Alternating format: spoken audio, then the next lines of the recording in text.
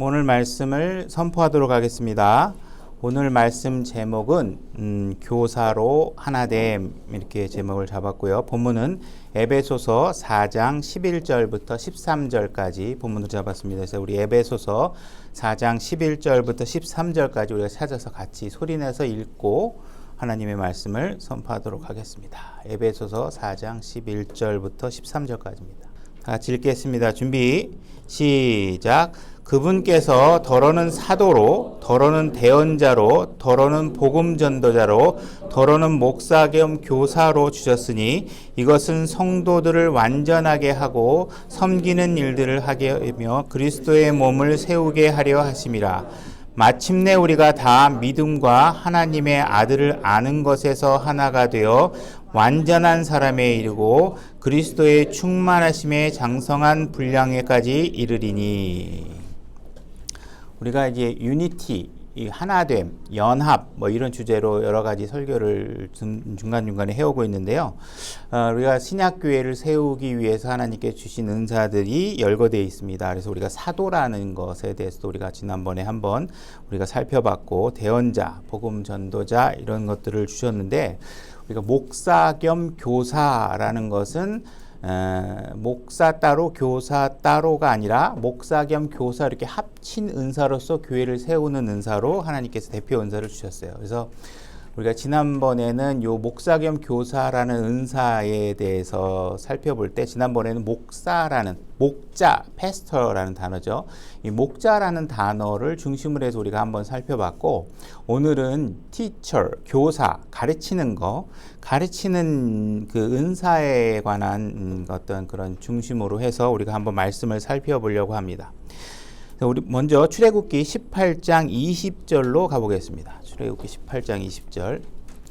하나님께서는 우리가 교회 안에서 하나 되기를 원하고 계십니다. 분란이나 무질서나 서로가 반목하거나 다툼이나 이런 게 있지 않고 우리가 예수 그리스도로 하나 될 수 있도록 많은 여러 가지 은사나 이런 여건들을 제공하시고 우리가 하나가 되라 이렇게 말씀하십니다. 그 중에 우리가 교사라는 은사를 우리 교회에 주셔서 이 기능을 통해서 우리가 하나가 되도록 하게 하고 계십니다. 우선 출애굽기 18장 20절 말씀 제가 읽겠습니다. 그들에게 규례와 법들을 가르쳐서 그들이 마땅히 걸어야 할 길과 마땅히 행해야 할 일들을 그들에게 보여주며 이렇게 되어 있습니다. 하나님께서는 자신의 백성들에게 규례와 법들을 가르쳐라 이렇게 얘기하고 있습니다. 가르치는 것은 우리가 이제 말로 해서 가르쳐 주는 것이죠, 그죠? 그 다음에 마땅히 해야 할 일들을 그들에게 보여줘라 이렇게 얘기하고 있습니다. 이것은 말이 아니라 여러분들이 실질적으로 그 명령에 따른 행함들을 보여주는 방식을 얘기하고 있습니다. 그래서 우리가 가르치는 방법에는 두 가지 방법이 있을 수 있습니다. 첫 번째는 우리가 말을 사용해서, 그죠? 대화나 아니면 교회에서 설교를 통해서, 그래서 우리가 말을 통해서 가르치는 방법이 있고, 두 번째는 우리가 어떤 행동들을 보여줘서, 행위를 통해서 어떤 본이 되는 행위들을 통해서 사람들을 가르칠 수 있는 방법이 있죠. 그래서 성경에서는 이 두 가지 방법들을 아주 잘 겸비해서 우리가 사람들을 가르쳐야 그 가르치는 효용이 높아지고 효과가 뛰어날 수 있다고 얘기하고 있습니다. 근데 제가 간혹 가다가 우리가 복음을 전하는 일에 있어서 사람들이 그 복음 굳이 말로 전할 필요 없어. 우리가 그리스도인으로서 열심히 잘 사는 모습을 보여주면 그들이 하나님을 믿게 될 거야. 그러니까 우리가 굳이 말을 할 필요 없이 행위로 좀 보여주자 이렇게 얘기를 합니다. 근데 성경은 이런 주장에 동의하지 않고 있다는 거예요. 성경은 반드시 말로 가르치는 것과 행위로 보여주는 것 두 가지를 겸비해서 가르쳐라 이렇게 얘기하고 있습니다.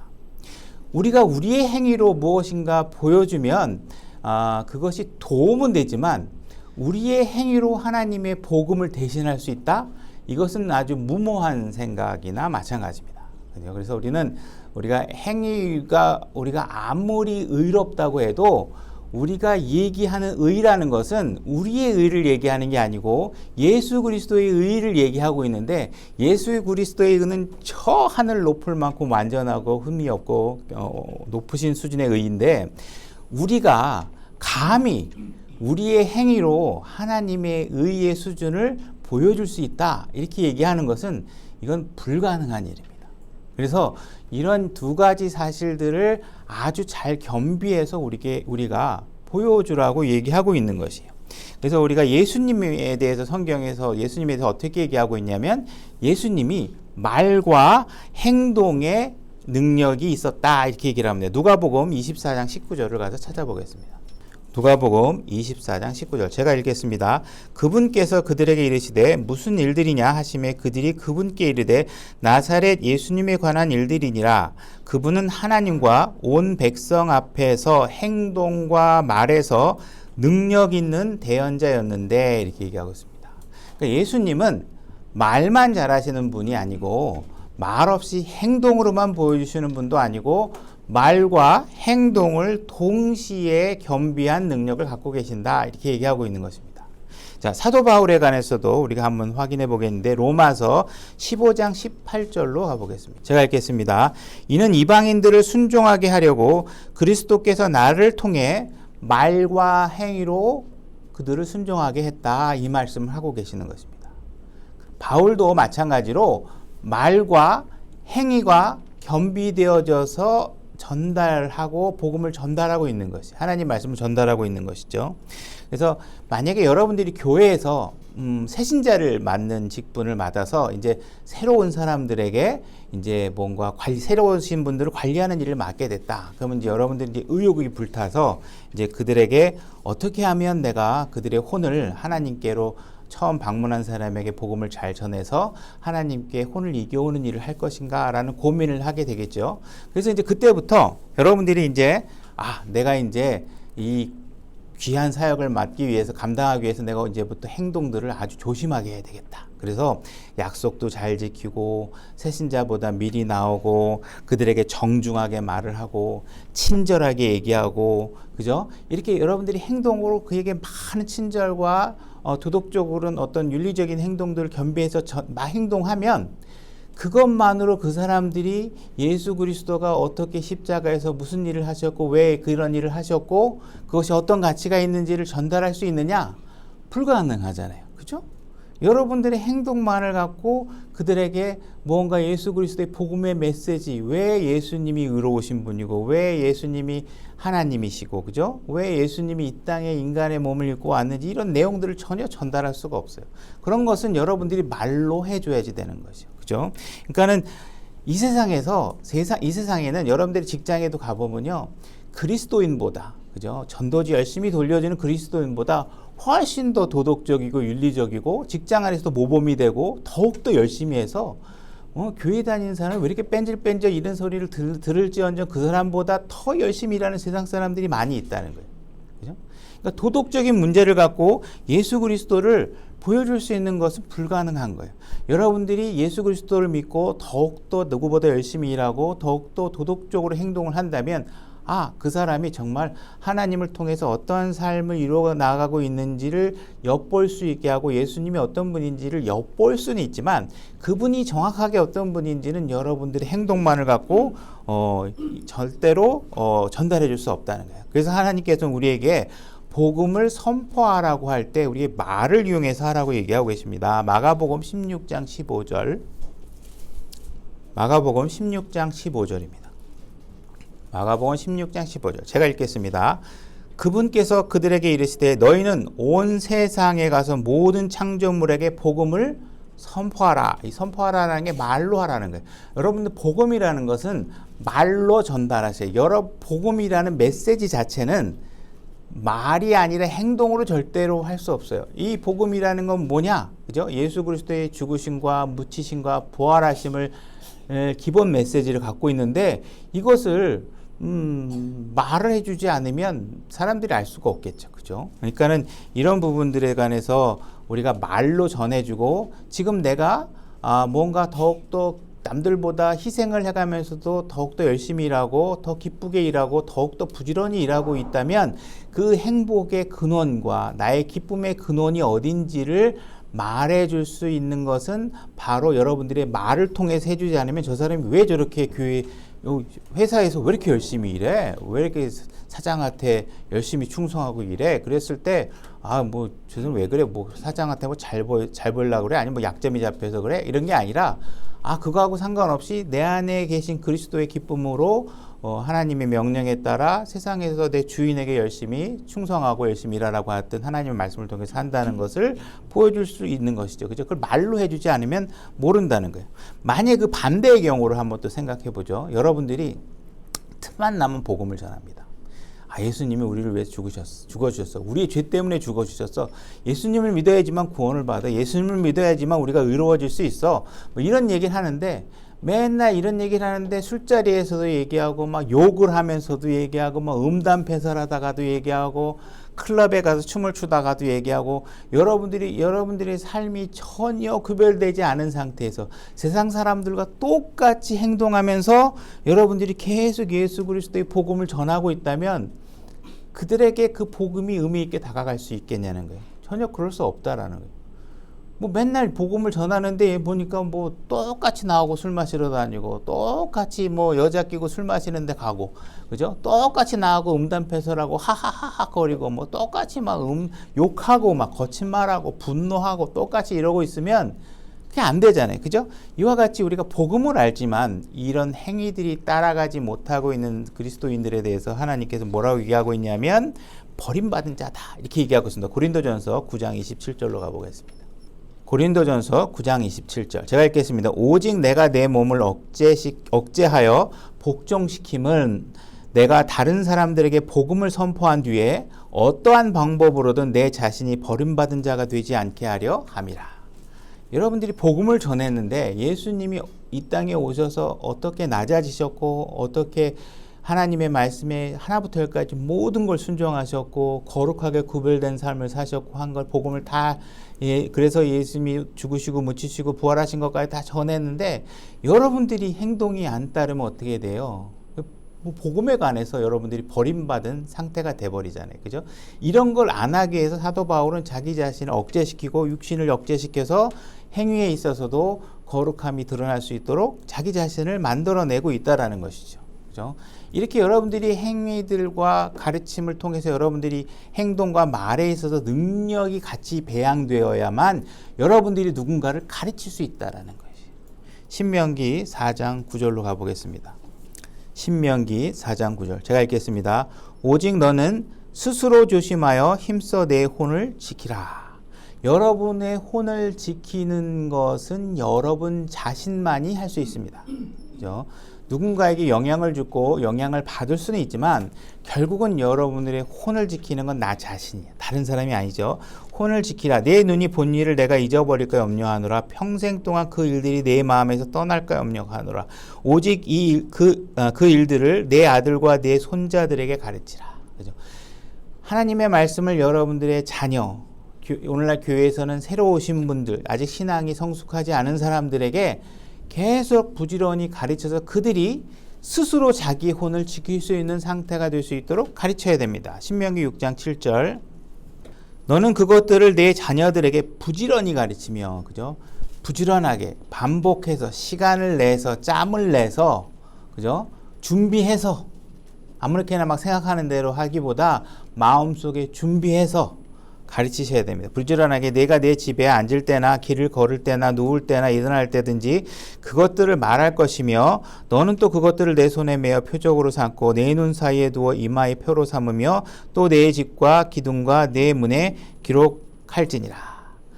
여러분들이 올바른 삶과 의로운 삶을 살아내서 여러분들의 자녀들에게 보여주고 행위로 본을 보여주는 것은 매우 귀하고 값진 일입니다. 그렇지만 그것뿐만 아니라 여러분들이 자녀들과 함께 시간을 내서 앉아서 말로 가르치실 수도 있어야 되는 거예요. 가르쳐서 죄가 무엇인지, 죄의 결과가 어떻게 우리 삶에 드러나게 될 것인지, 그리고 영원한 우리의 삶에 어떤 영향을 미치는지, 그죠? 그래서 우리가 예수 그리스도와 내가 개인적인 관계를 통해서 예수님과 동행하는 삶을 살아야 된다. 그죠? 아버지가 가니까 교회 나가고 엄마가 가니까 동행. 우리 아버지가 믿는 하나님 이렇게 하는 게 아니라 내 하나님, 나의 예수님, 나와 하나님과 내 예수 그리스도와 1:1 관계가 될 수 있도록 그런 필요성을 가르쳐 줘야 된다는 것이죠. 그리고 위로부터의 권위, 그죠? 어른들에 대한 권위, 이런 것들에게 어떻게 우리가 합당하게 순종해야 되는지를 가르쳐 줄 수 있어야 된다는 것입니다. 오늘날 어른들을 향해서 요즘에 아주 유행처럼 쓰이는 표현이 있습니다. 그게 뭐냐 하면 꼰대라는 말이 꼰대. 그죠?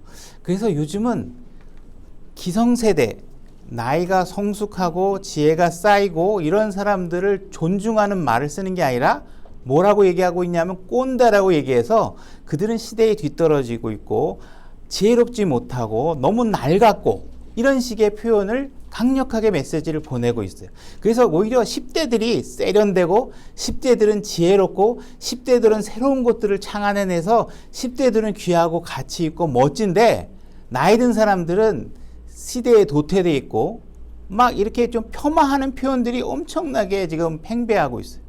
어른들의 권위를 존중할 수 없는 바탕을 너무 강력하게 만들어내고 있어요.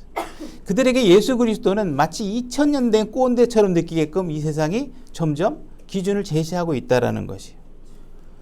우리가 세상을 바꿀 수는 없어요. 세상은 이미 정해진 행로가 있고 그들은 점점 하나님 앞에 심판받을 대상으로 죄를 향해서 가고 있어요.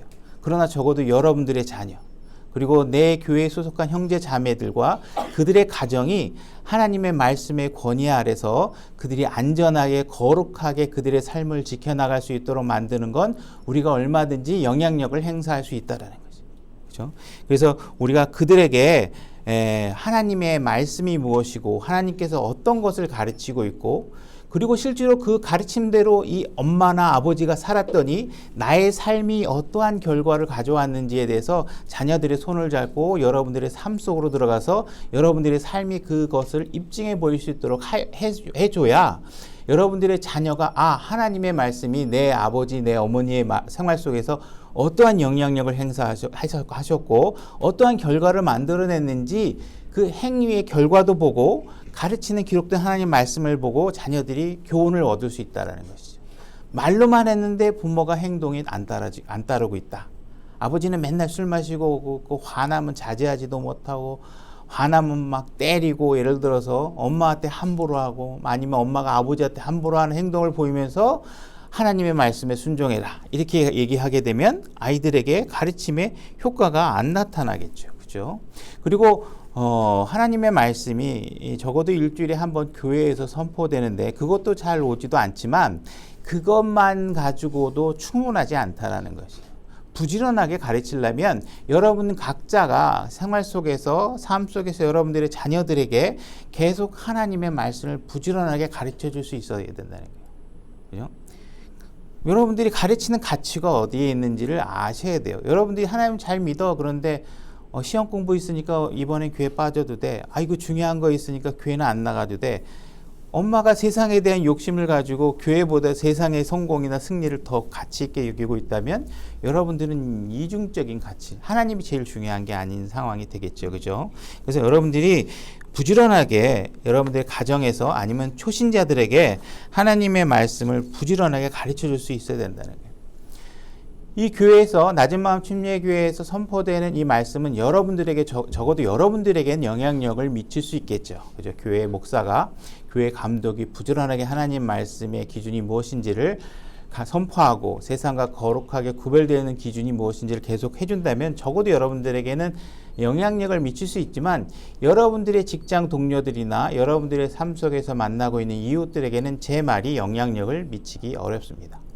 그럼 그들에게 하나님의 말씀이 전달되고 하나님이 어떻게 살아서 역사하고 계시는지를 알려주려면 그 말씀의 통로가 여러분이 되어야 된다는 거예요. 여러분들이 하나님 말씀을 배우고 익혀서 여러분들의 삶에서 입증해내고 그러한 삶에 입증한 자료와 기록된 하나님의 말씀을 주변 이웃 사람들에게 직장 동료들에게 여러분들이 정확하게 선포해야 그들이 하나님이 계시는구나. 하나님을 믿는 사람의 삶이 어떨 수 있구나. 그들이 주장하고 있는 가치는 무엇이구나. 그들이 주장하는 가치에 확실한 믿음을 가지고 있구나. 이렇게 그들이 알 수 있게 된다는 것이에요.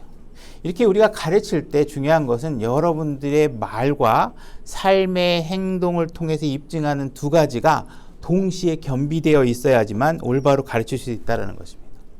그래서 우리가 신약에서 과연 우리 가르치는 문제에 관해서 누구에게 어떻게 얘기하고 있는지 우리 디도서 2장 1절로 가보겠습니다. 오직 너는 건전한 교리에 합당한 것들을 말하며, 그죠? 신약교회 성도들이 여러분들의 삶에서 입증해내고 소화해내야 될 교리들은 건전한 교리입니다.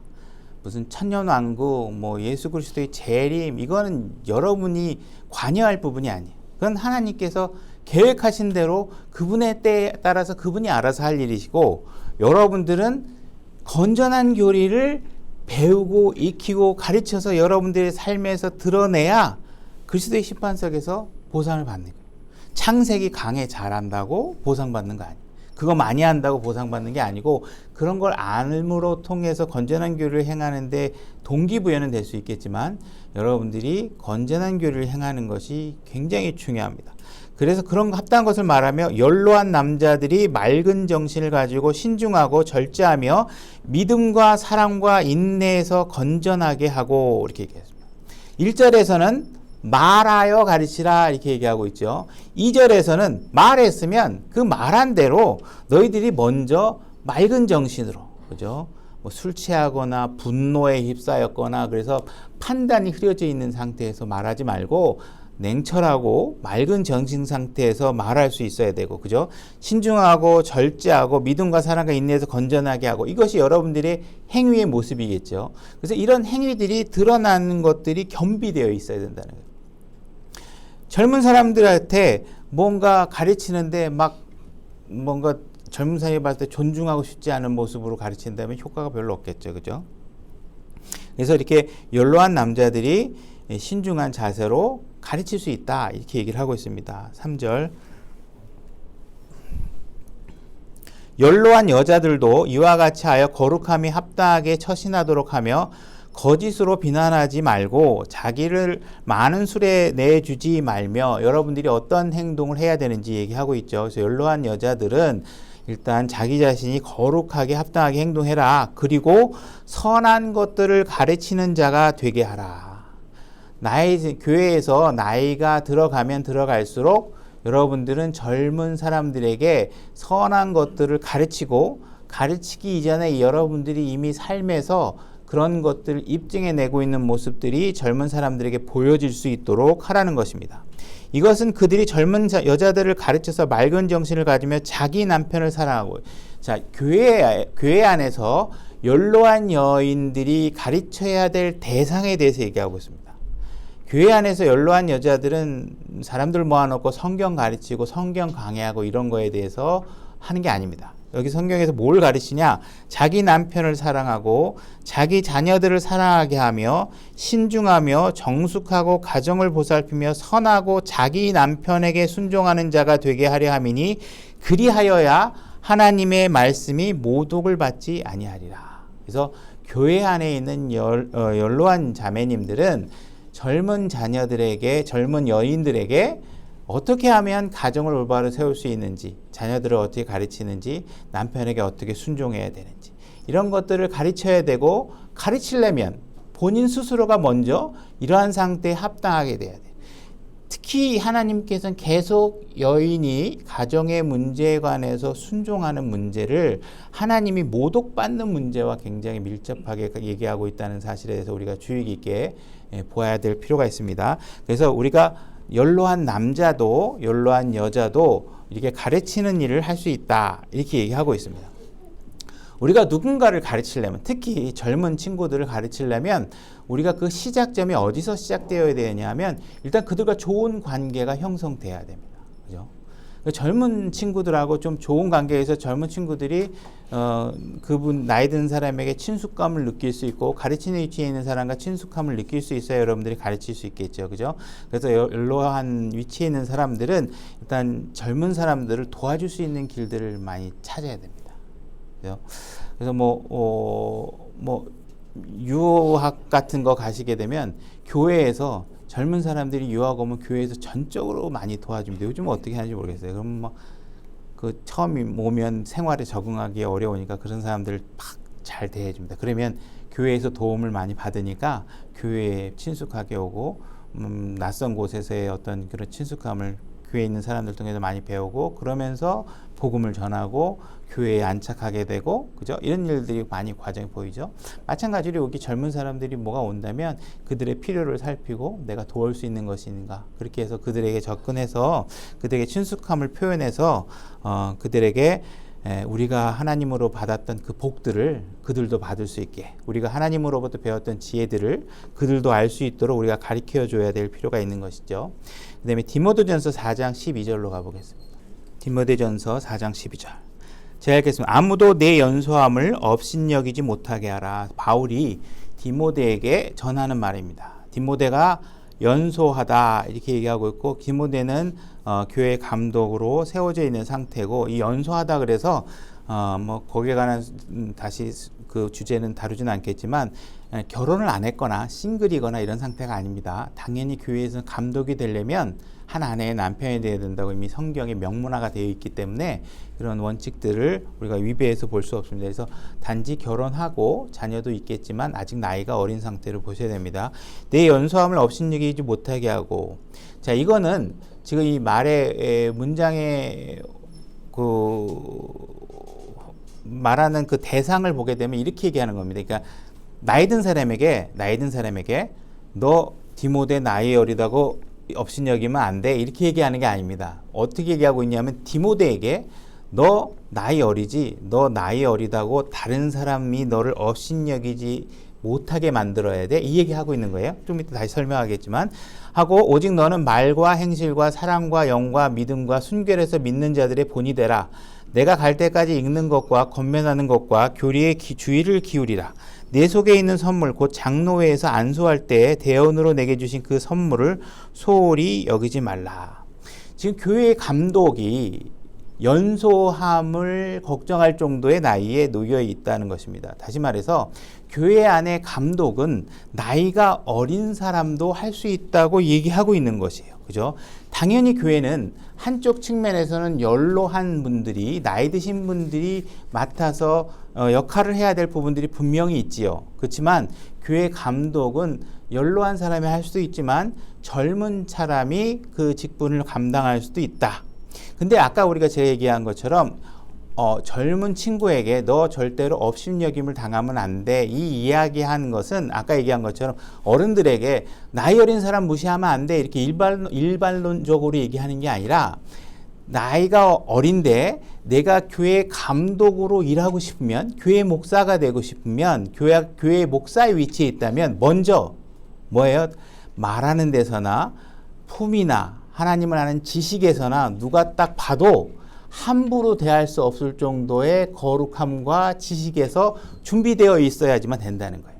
그러니까 아무나 나이 어리지만 감독할 수 있어요 이렇게 주장하라고 있는 게 아니라 그냥 네가 그렇게 하고 싶어? 그럼 하나님 말씀하고 있는 거예요. 네가 말하는 거에서나 사랑하는 거에 있어서나 누군가를 가르치는 거에 있어서 정말 본이 되는 행동을 하고 있어? 그게 있다면 가능해.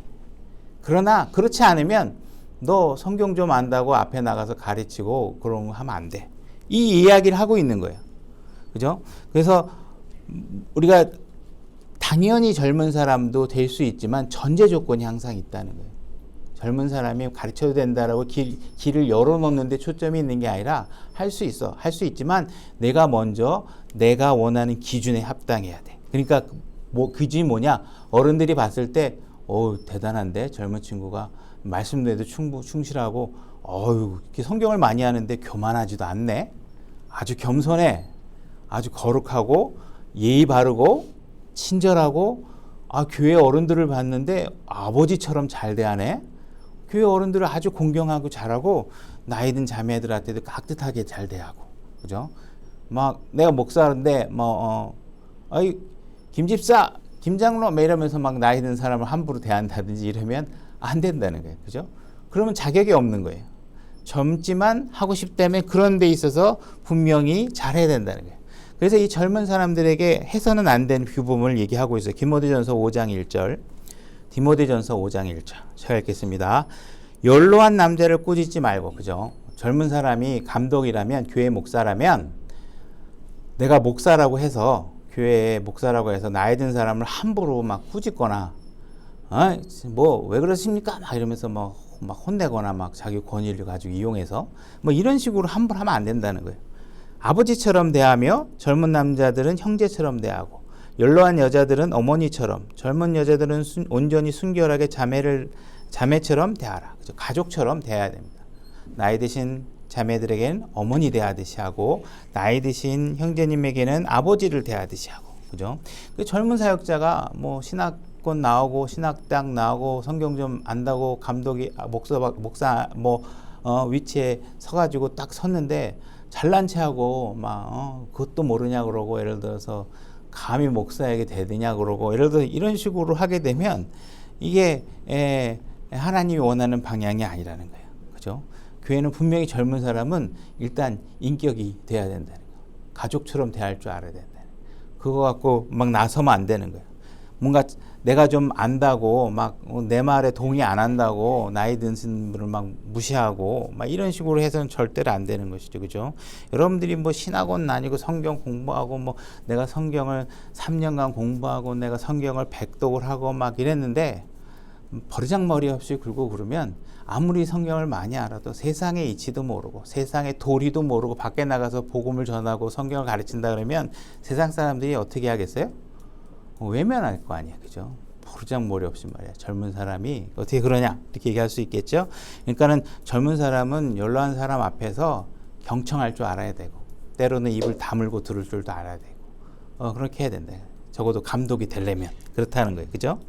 그래서 사람들도 젊은 사람들 보면 이렇게 뭐 나이가 있더라도 저 젊은 친구 사람이 좀 됐는데 하고 마음에 존경할 수 있는 사람들이 분명히 있죠. 그래서 우리가 이렇게 다양한 사람들이 교회 안에서 분명히 가르칠 수 있고 그 아이가 젊더라도 이런 자격들이 충분히 주어지고 성숙한 인격을 갖고 있고 하나님의 기준에 맞다면 가르치는 위치에 있을 수 있다라는 것입니다. 성경은 우리가 많은 사람으로부터 조언을 받고 다양한 경로를 통해서 우리가 배우고 우리의 신앙이 성장하길 바라고 계십니다. 잠언 15장 21절로 가보겠습니다. 잠언 15장 21절 제가 읽겠습니다. 지혜가 없는 자에게는 어리석음이 기쁨이 되거니와 명철한 자는 곧바르게 걷느니라. 조언이 없으면 어드바이스, 충고 그런 것들이 없으면 계획들이 실패하되 좋은 자가 많으면 그것들이 굳게 서느니라. 여러분들은 한 사람이 인생은 이런 것이야. 그리스도인의 삶은 이런 것이야. 그러면서 이 한 사람이 모든 것을 다른 한 사람에게 다 전해 줄 수가 없어요. 불가능해요. 그죠? 그러니까 우리는 다양한 것들을 경험한 사람들을 만나고 다양한 사람과 교제를 통해서 다양한 삶을 이게 간접 경험도 하고 지혜도 얻고 하는 일들을 해가면서 해야 된다는 거예요. 자, 고린도전서 12장 4절을 보겠습니다. 이제 선물은 여러 가지나 같은 성령이고 이렇게 해서 우리가 갖고 있는 성령은 모든 사람들 안에 있는 성령은 동일한 성령입니다. 근데 각각의 사람들은 각각의 다른 성격과 인격들을 가지고 강점과 약점을 가지고 생활하게 돼 있어요. 그래서 어떤 사람은 이게 강하고 어떤 사람은 저게 강하고 그죠? 그래서 이런 다양한 사람들을 통해서 우리가 경험하도록 하고 있어요. 어떤 사람들은 청소나 청결에 관심이 많아서 그런 쪽에 강점이 있는 사람이 있고 어떤 사람은 일을 계획하고 뭔가 이렇게 기획하는 일들에 강점이 있는 사람이 있고 어떤 사람은 주어진 임무를 아주 잘 수행하는 사람이 있을 수 있겠죠. 이와 같이 다양한 기능들과 장단점들을 가진 사람들을 서로 교제해 가면서 우리가 많은 것들을 배우게 됩니다. 마찬가지로 또한 우리가 예수 그리스도에 관해서 누군가에게 전달해 줄 때 한 사람이 성경을 완전히 다 통달해서 예수님이 누군지 내가 다 알았어 막 이래가지고 내가 한 사람이 또 다른 사람에게 예수님의 모든 것을 가르쳐 줄 수 있는 능력이 있는 사람이 있느냐? 그런 사람은 존재하지 않는다. 그죠? 저도 마찬가지고 여러 목사들의 설교를 듣고 여러 형제들과 교제를 통해서 알게 되고 여러 사람들의 간증을 듣고 해서 이럴 때 저 형제는 이렇게 문제를 해결했구나. 아, 이렇게 했더니 하나님이 이렇게 도우시는 방법도 있었네. 아, 내가 성경에서 봤지만 정말 하나님께서 저렇게 돕고 계시는구나. 그죠? 그래서 하나님에 대해서 예수 그리스도에 관해서 여러 사람들을 통해서 우리가 다방면으로 교류를 하고 영향을 주고받으면서 신앙생활을 하는 거예요. 때로는 우리가 교제를 하지만 선한 영향도 있겠지만 때로는 악한 영향들도 있겠죠. 그래서 그런 것들을 서로 주고받으면서 아, 이게 악한 건 어떤 게 악한 거구나, 선한 건 어떤 게 선한 거구나, 이렇게 여러분들이 분별할 수 있는 지혜를 가지고 경험을 해가면서 여러분들이 서로 영향을 주고받는 거예요. 그러니까 여러분들이 어떤 신실함의 행동들, 여러분들이 교회 안에서 보여주는 신실함의 행위들, 이런 것들이 알게 모르게 다른 사람들에게 영향을 굉장히 많이 미치고 있다는 사실들을 간과하시면 안 된다는 것입니다. 자, 히브리서 13장 7절로 가보겠습니다. 제가 읽겠습니다. 하나님의 말씀을 너희에게 일러주고 너희를 다스리는 자들을 기억하며 그들의 행실의 결말을 깊이 살펴보고 그들의 믿음을 따르라. 하나님의 말씀을 너희에게 일러주고 너희를 다스리는 자, 이거 교회의 목사를 얘기하는 거겠죠. 그죠? 교회의 감독, 교회에서 말씀을 선포하고 가르치는 사람, 이 사람을 얘기하는 겁니다. 이 사람을 우리가 따를 때 그들의 행실의 결말까지 깊이 살펴봐라, 이렇게 얘기하고 있습니다. 우리 강대상에 서 있는 사람들을 통해서 배우게 돼. 주로 우리가 교회 다닌다, 신앙생활 한다 그러면 여러분들이 말씀을 듣고 배우는 가장 주된 통로는 뭐냐? 강대상에서 선포되는 말씀이에요. 그죠? 근데 이 강대상에서 선포되는 말씀을 여러분들이 배우는데 하나님께서 이 기록된 말씀을 통해서 뭘 얘기하고 있냐면 이 선포하는 사람의 행실까지 여러분들이 어떻게 하라 그랬어요? 따르라고 돼 있잖아요. 그죠? 그러면 여러분들이 봤을 때 여기서 가르치는 사람이 말은 성경을 말씀을 가르치고 있는데 제 행실이, 그죠? 예를 들어서 우리가 쉽게 부모를 공경해라. 근데 제가 부모를 공경하지 않아요. 그죠? 가정에서 가정을 잘 다스려라. 그런데 집안이 막 엉망이야. 그러면 여러분들이 저의 행실까지 따라야 되라고 하는 명령에 직면한 상황에서 저의 행위를 따르는데 애로사항이 생길 거 아니에요. 그죠? 그러니까 여러분들이 앞에 있는 이 감독은 이 두 가지 이런 모습들을 정확하게 겸비한 사람이 서 있어야지만 되는 거겠죠. 그죠? 여기에는 지식만 많다고 여기에 서서 목사하겠다 그러면 안 된다는 거예요. 여기 목사가 되려면 교회에 가르치는 강대상에서 감독의 위치에 서려면 뭐 어떻게 해야 된다는 거예요. 이 내 행실이 나를 이 교회 안에 주어진 형제자매들이 따르는데 무리가 없을 정도의 행실을 잘 할 수 있어야 된다는 거예요. 물론 인간이기 때문에 부족한 것도 있고 실수도 있고 하겠지만 이런 것들은 또 여러분들이 분별하는 영이나 이런 것들 통해서 말씀을 기록된 말씀이 있으니까 여러분들이 분별하면서 하겠지만 어쨌든 그 부분이 적어도 따르기에 큰 무리가 없을 정도의 모습들이 보여져야 된다는 것이에요. 그죠? 만약에 제가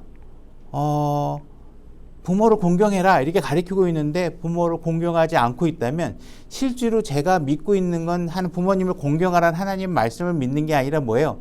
실제로 행동하고 그거 믿을 필요 없어 라는 거에 믿음이 있는 거예요. 그러니까 그가 가르치는 것과 실제로 행동이 다르다면 사실은 그의 믿음은 가르치는 데 있지 않고 행동에 있으니까 그 가르치는 사람의 행실의 결말까지 잘 보고 그 사람을 내 교회 목사로 인정하고 따를 것인지 아닐 것인지 여러분들이 잘 결정을 하라는 거예요. 그렇게 따르라고 얘기하고 있는 거예요. 그죠? 그래서 우리가 강대상에 서 있는 사람들이 여러 가지 자격들이 있어야 되지만 적어도 여기서 오늘 주제에 따르면 요 앞에 이야기에 따르면 나이가 어리다. 그 사람이 출신 배경이 뭐다. 이런 거하고는 전혀 상관이 없다라는 사실을 우리가 또 아셔야 돼요. 그 사람이 나이가 어리던 어부 출신이던 그죠? 이런 것들하고 꼭 여기에 서 있는 사람이 대학 교수여야 되고 그죠? 여기 서 있는 사람이 박사학위를 따고 그러면 베드로는 이 앞에 못 쓰겠죠. 그죠? 베드로는 여기 서 있을 수가 없겠죠. 그분의 학력. 그러니까 성경과 일치하지 않은 기준을 가지고 교회 목사를 섬기는 게 아니라 오히려 그런 학위나 권위나 이런 것들 때문에 여러분들이 여기서 제가 박사입니다. 이거 믿으세요. 그러면 성경과 다른 걸 얘기해도 여러분들은 믿어버리게 되면 여기에 서 있는 사람의 배경이나 이런 것이 진리를 왜곡하는 데 사용될 수도 있겠죠. 그죠? 그래서 그런 것들에 대해서 배경이나 이런 것들은 별로 중요하지 않다. 시편 119편 99절. 제가 읽겠습니다. 주의 증언들이 나의 묵상이 되므로 나의 모든 스승보다 내게 더 많은 명철이 있으며. 여러분들에게 수많은 스승들이 있을 수 있겠죠. 뭐 초등학교에서부터 대학교, 대학원 뭐 그 이상의, 아니면 여러분들이 뭐 생활 그런 어떤 평생 학습관 뭐 이런데 자치센터 이런 데를 통해서 많은 교사들, 스승들을 두겠죠. 이 모든 스승들을 다 합쳐놔봐도 진짜 뛰어난 스승이 있는데 그분이 뭐냐? 주의 증언이라는 거예요. 다시 말해서 기록된 말씀. 여러분들 성경에 있는 거. 그죠? 이 성경만이 참 여러분들의 스승이에요. 그러니까 여러분들이 좋은 교회를 다녀야 된다. 이 이야기를 할 때 그 좋은 교회의 기준이 뭐가 돼야 되느냐? 우리 집에서 가까운 데 가야 되겠다. 아, 이거 아니죠. 그죠? 성도가 많은 교회를 가야 되겠다. 그런 것도 아니에요. 교회 건물이 좋은 데 가야 되겠다. 이것도 아니에요. 그럼 뭐예요? 우리의 참 스승이신 하나님의 말씀이 온전히 가르쳐지고 있는 교회를 가야 되겠다. 이것이 여러분들이 좋은 교회를 선택하는 기준이 되겠죠. 왜 우리가 여기 강대상에 서 있는 사람의 나이나 출신 배경이 중요하지 않냐 하면 여기에 서 있는 사람이 나의 생각과 나의 철학과 내가 갖고 있는 배경 지식을 여러분들에게 가르쳐서는 안 되기 때문에 그래요. 그걸 가르치면 안 되겠죠. 그죠? 제가 철학과 나왔다고 철학을 인용해가면서 이걸 철학적으로 이렇게 누가 얘기했는데 이 말씀을 보니까 이 철학자의 얘기와 일치하는 부분이 있다고, 정말 성경이 정말 좋은 내용을 담고 있다. 그러면 제가 지금 성경으로 철학을 얘기하는 게 아니고 철학으로 성경을 재단하고 있잖아요. 그죠? 이런 식으로 하면 안 되겠죠. 그죠? 얼마 전에 누구하고 얘기하다가 그런 얘기 했는데, 어쨌든 우리가 만약에 영어를 배운다 그러면요. 영어를 배운다 그러면 제일 좋은 방법이 뭐냐면 미국에 가서 미국 사람과 영어로 대화하면서 배우는 게 최고예요. 그죠? 근데 영어를 배울 때 제가 이거를 한국말로 해석해서 얘기 자꾸 해주면 영어가 벌써 한 달이 두 달이 건너가서 배우니까 느낌이 다르잖아요. 예를 들어서 제가 여러분들에게 I love you 이렇게 얘기하면 나는 너를 사랑한다. 그 뜻 알아요. 이 정도만 느끼겠죠. 근데 만약에 미국 사람에게 I love you 그러면 이 사람 왜 이래? 이럴 거 아니에요. 그죠? 그러니까 영어가 되려면 그 영어가 정말 내 느낌에서 혼연일체가 돼서 나오려면 그 말씀의 기준에 있어요. 영어로 꿈꾸고 영어로 얘기해야 자꾸 영어식으로 얘기할 수 있지, 한국말을 갖고 자꾸 영어를 하면 한국말만 영어로 잘 안 돼요. 이게 잘. 여러분들이 성경을 볼 때도 자꾸 내 지식으로 성경을 보고 내가 뭐 철학 공부한 걸로 보고 사회과학 공부한 걸로 보고 수학 공부를 한 걸로 자꾸 성경을 보면 성경을 배우는 게 아니라 내 지식으로 자꾸 성경을 이용하고 있는 것밖에 안 될 때가 많아요. 그죠? 그러니까 여기 서 있는 사람은 내 출신 배경과 내 철학적 지식과 이런 걸 갖고 여러분들에게 가르쳐서는 안 돼요. 다 지워버려야 돼요. 뭘로 가르쳐야 돼요? 성경이 온전하게 성경에서 출발해서 성경을 가지고 여러분들에게 가르치고 내 생각과 내 주관과 내가 갖고 있는 지식의 배경의 스펙트럼이 거기에 묻지 않도록 해야지. 그래 하나님 말씀이 최대한. 만약에 내가 어떤 예화를 들거나 내가 어떠한 사례를 들으려고 한다면 그 목적은 단 한 가지예요. 이 전하고자 하는 말씀의 취지를 더 정확하고 쉽게 여러분들에게 전달하게 하기 위해서 이용될 뿐이지 이 예화가 주가 될 수는 없겠죠. 그죠? 제가 시사 지금 어디서 전쟁이 일어나고 있어 이런 거 얘기하면서 내 지식을 자랑하는 게 주 목적이 될 필요가 없는 거죠. 하나님 말씀이 여러분들에게 온전히 전달돼야 된다는 거죠. 제가 어느 목사님, 장로교 목사님한테 한참 제가 이제 그 성경을 이제 막 알고 막 혈기왕성할 때 이제 막 하면서 이제 예종론을 왜 가리키십니까? 이제 전 예종론이 맞다고 생각하십니까? 근데 그분의 얘기가 뭐냐면 자기가 경험을 해보니까 전에 보면 이 사람은 구원 받은 사람이구나, 저 사람은 구원 안 받을 사람이구나라는 걸 알 수 있다라는 거예요. 제가 만약에 여기에 앉아가지고 제 경험으로 여러분들에게 가르치면 여러분들은 그냥 길을 잃게 만들게 만들어요. 그렇죠? 예종론이 맞다면 성경이 왜 예종론을 주장하는지를 성경을 통해서 여러분들에게 가르쳐야지, 자기의 경험을 봤더니 그 말이 맞는 것 같아. 이렇게 얘기하면 그건 성경을 가르치는 게 아니에요. 그렇죠? 성경은 분명히 명확하게 잘못하면 여러분 책임이고 죄를 지면 여러분 책임이고 구원받으면 여러분이 잘해서 얘기한다고 모든 귀책사를 여러분들에게 얘기하고 있는데 여러분들이 지옥에 가도록 예정돼 있다 그러면 하나님은 비난받을 수밖에 없겠죠. 그죠? 그러니까 이런 부분에 관해서 우리가 성경 말씀으로 가르칠 수 있어야 된다. 그래서 성경이 온전하게 교사가 될 수 있어야 된다. 그렇기 때문에 여기 서 있는 사람의 나이나 배경은 중요하지 않을 수 있다. 그렇다고 전혀 뭐 배격해야 된다 이 얘기는 아니지만 중요 순위에 들어가지 않는다는 사실을 우리가 아셔야 된다는 거예요. 그래서 우리가 성경이 가르쳐주고 성경이 선포될 때만 여러분들에게 유익이 있지 제 경험 예를 들어서 내가 했더니 예정론이 맞는 것 같아요. 그걸 가르쳐주면 여러분들은 전혀 유익이 없게 되는 거예요. 성경이 뭐라고 얘기하는지를 가르쳐줘야 여러분들에게 유익이 있고 축복이 있는 것이라는 거죠. 히브리서 5장 11절로 가보겠습니다. 히브리서 5장 11절 제가 읽겠습니다. 멜기세덱에 관하여는 우리가 말할 것이 많으나 너희가 듣는 것이 두나무로 말하기 어려우니라. 아직 성숙하지 못했다는 거죠. 시간으로 보건대 너희가 마땅히 가르치는 자가 되어야 할 터이나. 분명히 여러분들이 신앙을 시작하면 어느 순간인가 여러분 각자는 가르치는 위치에 가야 될 때가 도달하게 된다는 것입니다. 하나님의 말씀의 첫째 기초 원리를 남에게 다시 가르침을 받아야 할 필요가 너희에게 있나니 너희가 단단한 음식이 아니라 젖을 필요로 하는 자가 되었도다.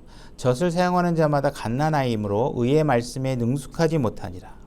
여러분들은 의의 말씀에 능숙해지셔야 돼요. 그죠? 의의 말씀이 아니고 둘째 날에 뭐 만들어졌는지 알아? 막 이런 거 지식으로 성경도 모르냐? 막 이런 게 아니라 정말 여러분들이 스스로가 의로워지는 거와 관련된 거, 그죠?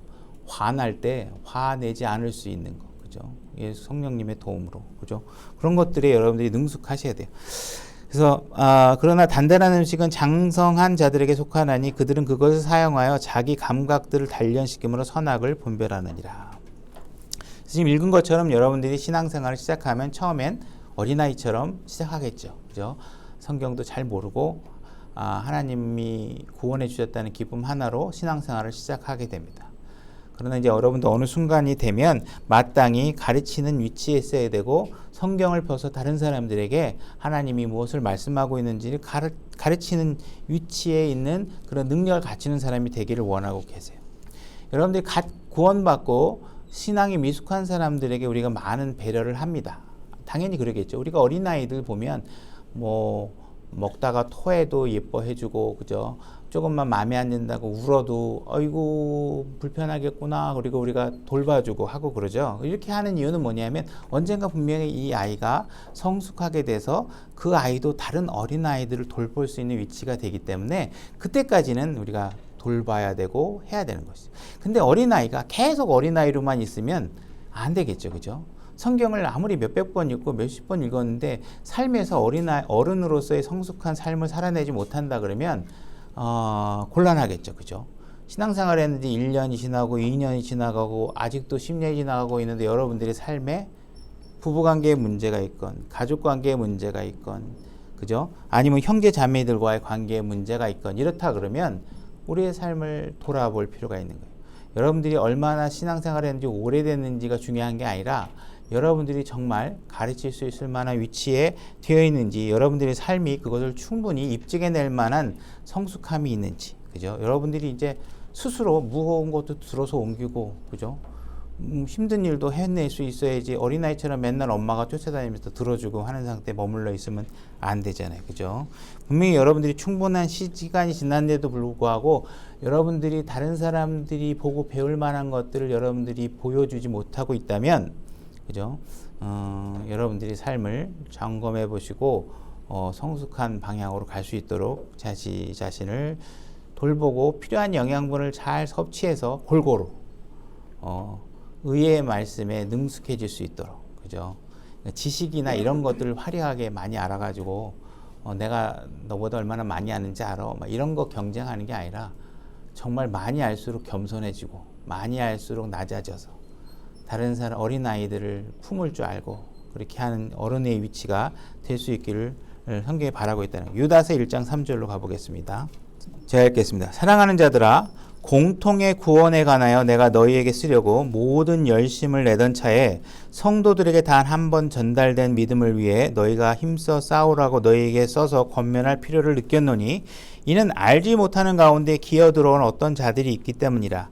그들은 이 정죄를 받도록 예적부터 미리 정해진 자들이요 우리 하나님의 은혜를 세격거리로 바꾸고 유일하신 주 하나님과 우리 주 예수 그리스도를 부인하는 경건치 아니한 자들이니라. 교회에 이렇게 잘못된 교사들이나 감독이 있을 수 있다라는 것이, 이들이 끼어 들어온다는 거예요. 이들은 교회에 와가지고요 가정을 파괴하는 일을 하게 되기도 한다는 거예요. 그리고 거룩하지 않은 것, 죄에 해당하는 것들을 마치 경건한 일인 것처럼 정당화시키고 하는 일들을 말하게 되기도 한다는 거예요. 그죠? 뭐 교회 안에서 우리가 사람을 높이지 말라, 니골라당의 행위를 하지 말아라, 이런 하나님의 말씀이 있는데 처음에는 순수하게 시작되다가 어느 순간에 가니까 대접받고 싶어서 막 어떤 계급 의식을 갖는다든지, 그죠? 아니면 뭐 특권 의식을 가져서 특별한 호칭을 한다든지. 그래서 뭔가 교회에 의사나 교수나 박사들이 돌아오면 아우 우리 의사, 이분이 뭐 의사시라고, 이분이 아우 교수시라고 이러면서 다른 성도들과 구별지어서 그들의 사회적 지위를 교회 안에서 인용해가며 높이는 일을 한다거나, 그죠? 여기 들어오면 다 사회에 계급장 띄고, 예수님도 계급장 띄고 들어와서 형제 자매를 붙이는데 자기가 대통령이면 뭐 할 거예요, 그죠? 예수 그리스도가 나를 형제라 불러도 된다고 여기 와서 얘기하셨는데 나를 왜 박사님이라고 안 불러? 왜 나 의사 선생님인데 의사라고 안 불러? 왜 교수라고 안 불러? 이러고 앉아 있으면 가고 아닌 거죠, 그죠? 그 올바른 교사가 아니죠. 그런 걸 용납하고 있으면, 그죠? 그렇게 해줘야 하는 이유가 있다면, 항상 이상한 거면 뭐가 있다는 게 뒤에 돈, 헌금 많이 하니까. 의사들이 수입이 많아서 제가 하는 친구가 막 시험에 빠져갖고 저한테 온 거야. 내가 교회 생활에서 이렇게 뒤에서 사물을 보다 보니까 마음에 시험에 들었대. 왜 그러냐니까 자꾸 목사님이 헌금한 사람 명단 달라고 그러더니 한 달에 11조 1,000만 원씩 하는 사람 이름에다가 손을 얹혀놓고 맨날 기도한다고 그런 얘기를 해가지고 그 사람이 상처받는 거죠, 그죠? 그러니까 말은 무슨 왜 그 돈 많이 내는 사람 우리 두 랩돈도 같이 있는 거고, 우리가 그런 것들을 그런 것들 하게 되면 교회가 어떻게 돼요? 잘못된 그런 교사가, 그런 사람이 성경을 가르치고 그런 사람이 교회에서 가르치는 위치가 있으면 교회도 불행하고 거기에 있는 양들도 불행하고 이런 일들이 초래되겠죠, 그죠? 그래서 우리가 뭔가 교회 안에서 사랑만 지나치게 강조하다가 죄들을 지적하지 않고, 저 잘못하고 있는데 잘못을 지적하면 기분 나쁠 거야. 하나님의 기분 나빠함을 생각하지 않으면 안 되죠, 그죠? 하나님은 그런 죄들을 용납하지 않고 불쾌하게 바라보고 있는데, 하나님은 불쾌해도 되고 이 사람은 불쾌하면 안 된다고 얘기하면 안 되겠죠, 그죠? 그래서 분명히 사람들의 죄들을 지적할 수 있다는, 그 못하고 있으면 안 된다는 거예요. 그래서 이런 교사들이 교회 안에 발붙일 수 없도록 성도들이 깨어서 지켜볼 수도 있어야 된다는 거예요, 그죠? 사랑을 말하고 은혜를 말한다고 하면서 뭔가 육신의 충족거리를 자꾸 말하면서 하는 것들이 결국은 뭘 하는 거냐면 하나님의 은혜를 세격거리로 만들고 있다, 이렇게 성경에 표시하고 말씀하고 있는 거예요. 그래서 항상 성경을 기준으로 삼아서 가르칠 수 있는 올바른 교사가, 선한 교사가 여러분들에게 주어져야 한다는 것입니다. 그런 교사가 있는 교회를 다니셔야 되고, 그런 교사, 그런 감독이 교회 안에서 세워질 수 있도록 여러분들이 같이 노력을 해야 된다는 거예요. 또 분을 부릅뜨고 딴짓 못하게 같이 하셔야 되는 거예요. 잠언 6장 16절 제가 읽겠습니다. 주께서 이 6가지를 미워하시며 참으로 7가지가 그분께 가증한 것이니 교만한 눈빛과 거짓된 혀와 무죄한 피를 흘리는 손과 사악한 상상의 꾀를 꾸미는 마음과 신속히 해악으로 치닫는 발과 거짓들을 말하는 증언과 형제들 가운데 불화를 뿌리는 자니라. 하나님께서, 주님께서 미워하고 있는 것들을 얘기하고 있는데, 교만에 관해서 하나님께서 미워하고 계십니다. 성도 간의 갈등을 일으키는 것, 특히 교회 안에서 우리 킹제임스 진영 같은 경우에 말씀에 대한 지식들이 뛰어나다 보니까 서로 가르치는 위치에 있고 싶은 욕망이 부끈부끈거리는 사람들이 많이 있습니다. 눈에 많이 띄기도 하고, 이런 사람들이 자꾸 교회 안에서 자기의 가치를 드러내기 위해서 자꾸 하나님의 말씀이 교회 안에서 가르쳐지는 것 외에 다른 것으로 자기를 특별화하기 위해서 뭔가 세상에 재밌는 이야기를 들고 와서 사람들을 자기 편을 만들고 자기 진영을 만들고, 그래서 뭔가 교회 안에 하나 되는 일에 방해가 되는 일들을 하는 사람들이 있다는 것이죠. 그죠?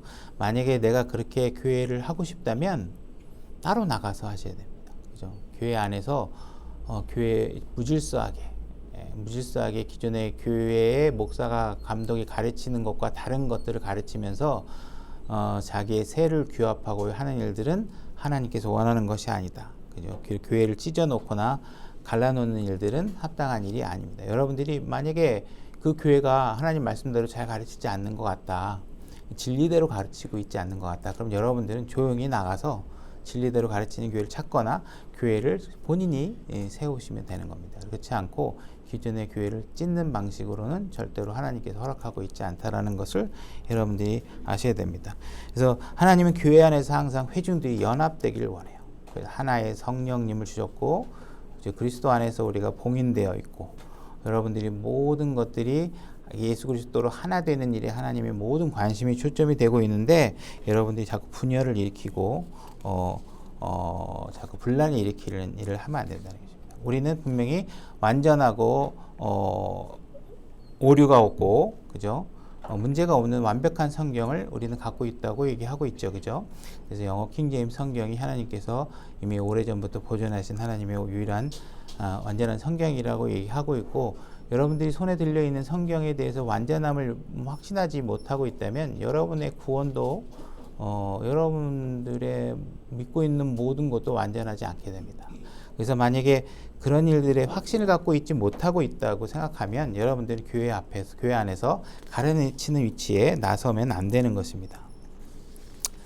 그래서 교회 안에서 여러분들은 많은 여러 가지 환경에서 가르치는 위치에 있을 수 있습니다. 우리가 앞에서 본 것처럼 나이 드신 분들은 젊은 사람들을 가르칠 수 있습니다. 특히 형제들은 많은 사람들을 가르칠 수 있죠. 자매들은 교회 안에서 이제 성경을 가르치거나 하는 것들은 성경이 하나님 허락하고 있지 않지만, 젊은 자매들에게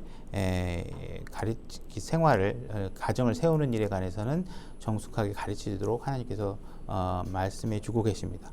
그래서 형제들은 특히 주일학교 교사라든지 이런 걸 통해서 얼마든지 가르칠 수 있는 위치에 있을 수 있습니다. 만약 교회 안에 있는 모든 성도들이 모두가 다 가르치는 위치에 있을 만큼 성장해 있다면 교회는 좀 더 완벽해지는 교회가 될 것입니다. 여러분들이 가르치는 위치에 있을 만큼 성숙하게 성경을 안다는 건 여러분들이 스스로 충분히 겸손해질 수 있다는 것을 말하고 있는 것입니다. 자기 자신을 낮출 수 있고 다른 사람들에게 유익이 되는 방법을 찾는 사람이 되어 있다는 것입니다. 내가 튀고 내가 유익을 위해서가 아니라 다른 사람이 유익을 위해서 여러분들이 섬길 자세가 되어 있기 때문에 결국은 이 교회는 하나님이 보시기에 칭찬받는 교회가 될 수 있다는 것입니다. 그래서 누군가가 이 교회 문을 딱 들고 들어왔을 때, 여긴 정말 하나님이 계시는 것 같아, 하나님의 말씀이 이곳엔 살아서 움직이는 것 같아 라고 느낄 수 있다면 우리가 잘하고 있는 것이고, 딱 들어왔는데 뭐 서로 잘났다고 내가 더 많이 아느니 네가 더 많으니 하느니 내가 이 교회에 더 중요한 인물이라느니 하면서 여러분들이 분열을 조장하고 있다면 하나님 앞에 칭찬받지 못하는 상황이 됐겠죠. 그죠?